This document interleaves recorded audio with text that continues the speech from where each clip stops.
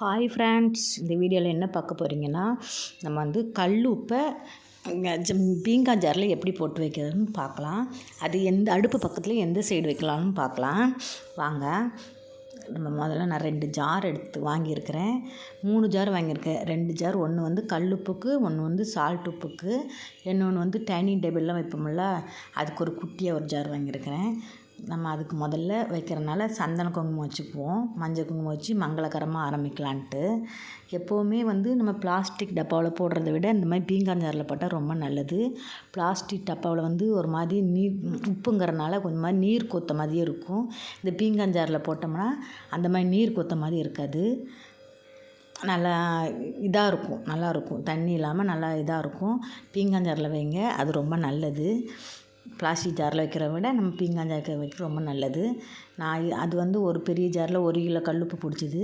இது சின்ன jar 1 kilo பிடிக்காது, கொஞ்சம் கம்மியாக பிடிக்கிற மாதிரி சால்ட்டு வைக்கிறதுக்கு.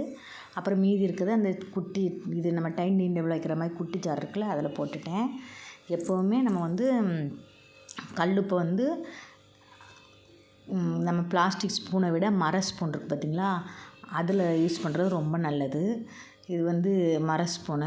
இது வந்து எடுத்தால் தண்ணி கோர்க்காமல் நல்லாயிருக்கும். பிளாஸ்டிக் ஸ்பூனை விட மர ஸ்பூன் போடுறது ரொம்ப நல்லது. இப்போ நம்ம அடுப்பு பக்கத்தில் வச்சுக்கிறது ரொம்ப ஈஸியாக எடுக்கிறதுக்கு நல்லாயிருக்கும். ஆனால் அடுப்புக்கு நம்ம எடுக்கிற வலது பக்கமாக தான் எப்போவுமே உப்பு இருக்கணும். வந்து நம்ம எடுத்துகிற கை பக்கம் வலது பக்கம் இருக்கிற மாதிரி வச்சுக்கிறது ரொம்ப நல்லது. அது வந்து நம்ம உப்பு வைக்கிறதுக்கு முன்னாடி அந்த உப்பு இருக்குதுல்ல, அதுக்கு அடியில் அந்த ஜாருக்கு அடியில் ஒரு ரூபா காயின் வைங்க. அது ரொம்ப மங்களகரமானது, ரொம்ப நல்லதும் கூட. அது நம்ம உப்பு நம்ம காலியானதும் நம்ம எடுத்து க்ளீன் பண்ணுவோம்ல, அப்போ எடுத்து நம்ம உண்டியலில் போட்டுக்கலாம். அதுக்கப்புறம் புது காயின் வச்சுக்கலாம்.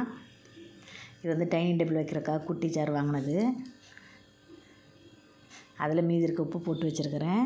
நம்ம வந்து எப்போவுமே கல் உப்பை வந்து வலது பக்கமாக வச்சுக்கிட்டு அவ்வளோ நல்லது.